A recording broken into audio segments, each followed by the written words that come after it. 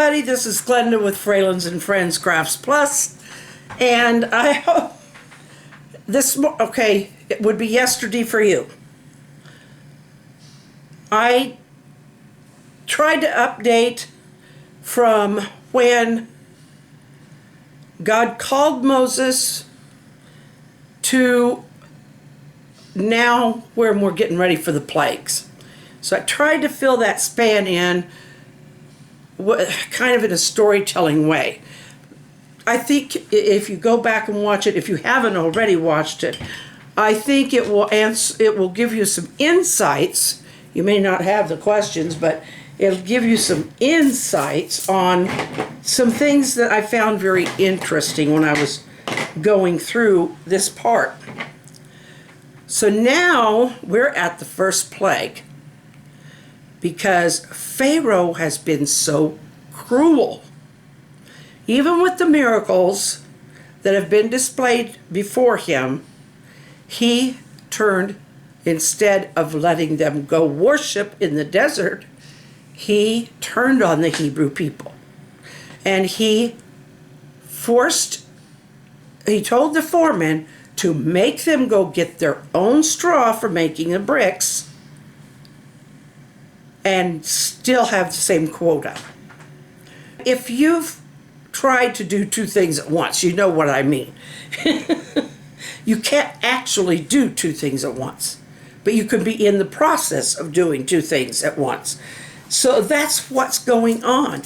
They are having to go and find the straw or get it from somewhere, and then they're having to come back, make the bricks, and get them all out in the same quota every day.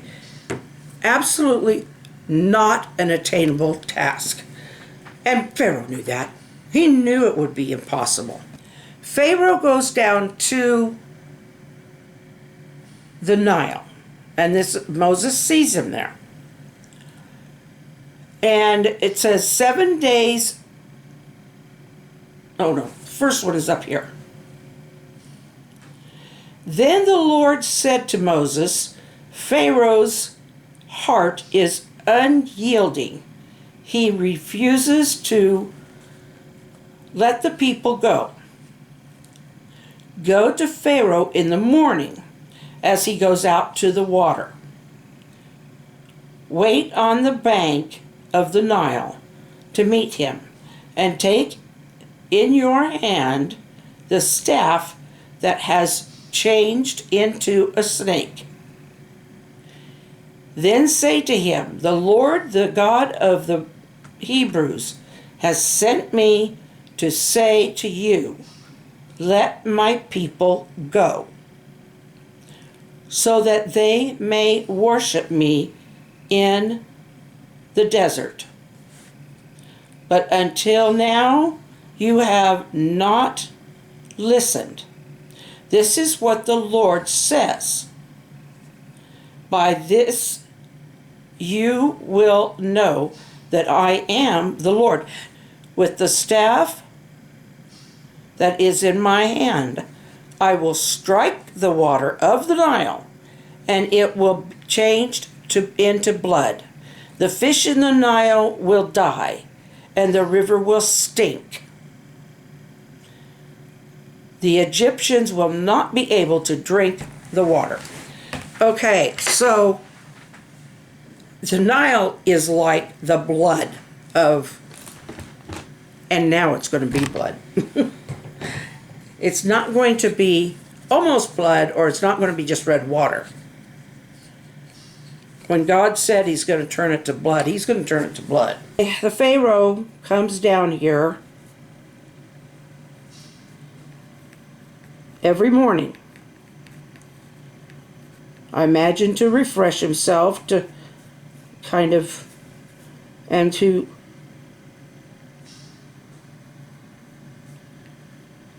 maybe it's kind of his peaceful spot.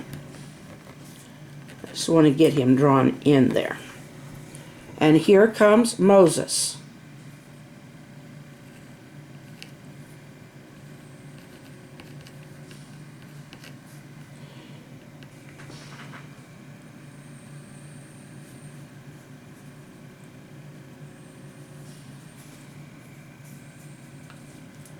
Here we have Pharaoh. He has his headpiece and no hair, just his headpiece.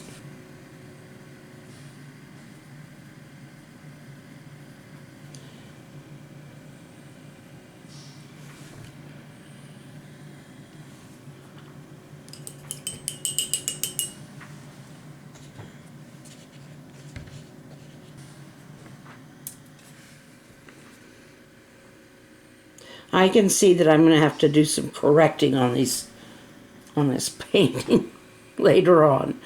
But this is his back. This is the back of his head. This is the back of the Pharaoh.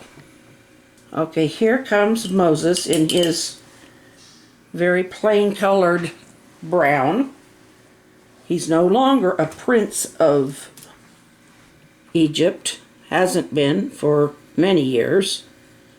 He's just wearing his robe and his hood. But in actuality, he's a gray-haired man. He's a gray-haired old man.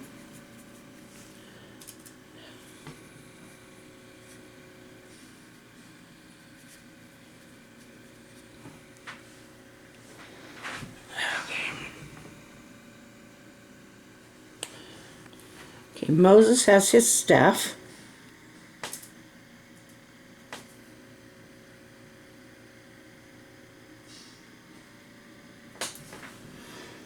And he's having his conversation with Pharaoh. And he is telling Pharaoh what God has said. That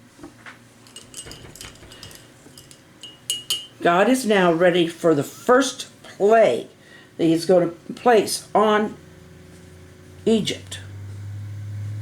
Because the Pharaoh has been so intent on ignoring his warnings.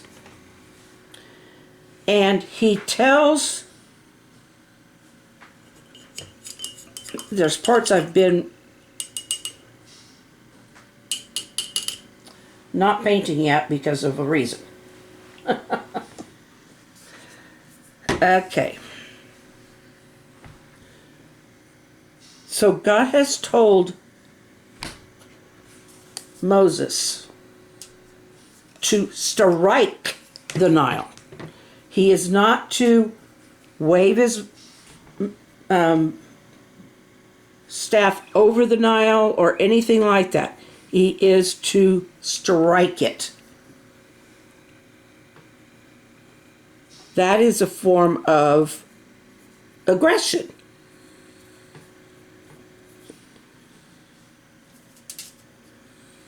The Nile has been, for a long time, has been the one thing that has kept Egypt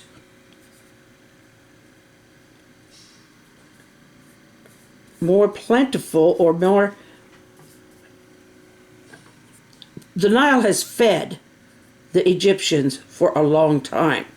It's been what they have depended on, but now it is running blood red. And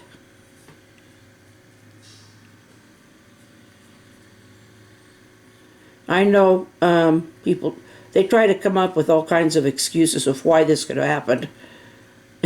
It's like, okay, now they're admitting it happened. They're just, they're trying to figure out, red algae or whatever. We know there is such a thing as red algae. But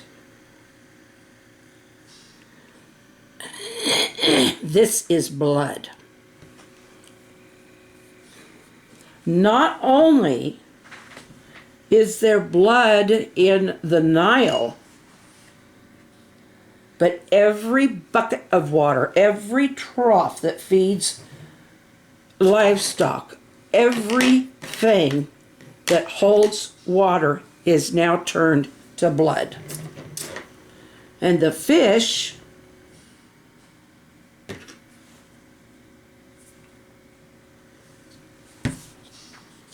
are dying.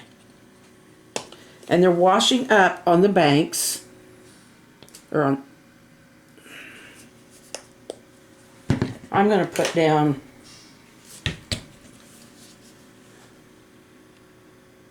some sand with some bits of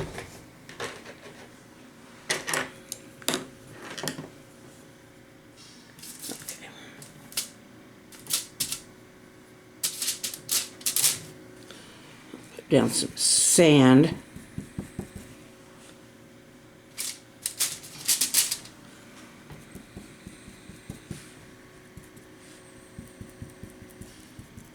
Oops. Didn't mean to drag that red in there, but that's okay. I'm gonna let this dry, come back and make it back. And this part I think is very, very important because of something that happens later on. God tells Moses to strike the water of the Nile with his cane. That's a violent motion.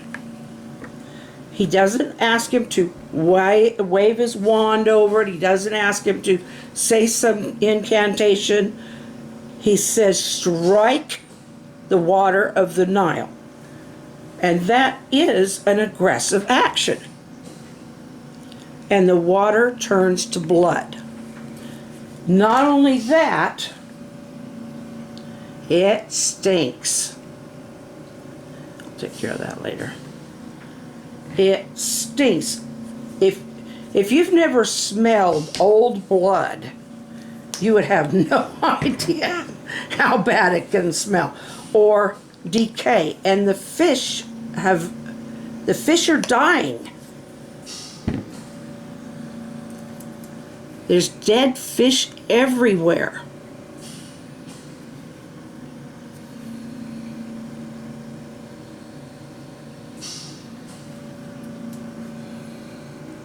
This is supposed to be a fish, but it doesn't seem to be want to be a fish. But fish are dying everywhere.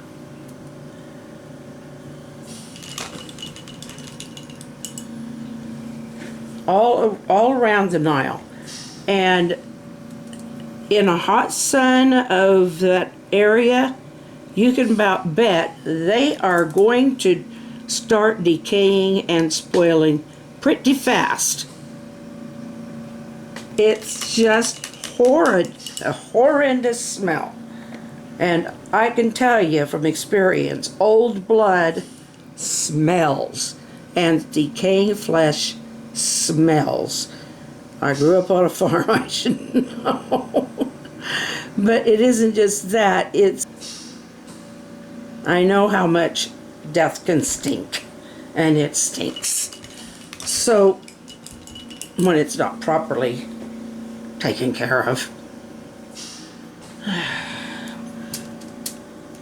So this is the first plague, the very first plague. And God's not messing around here. But Pharaoh still doesn't listen, does he? It takes many more plagues before the Pharaoh gets the idea and realizes not only is he disobeying God, who he didn't believe in the first place, and should by now, but he's killing his people. I will see you tomorrow with the next one. Good night. I love you.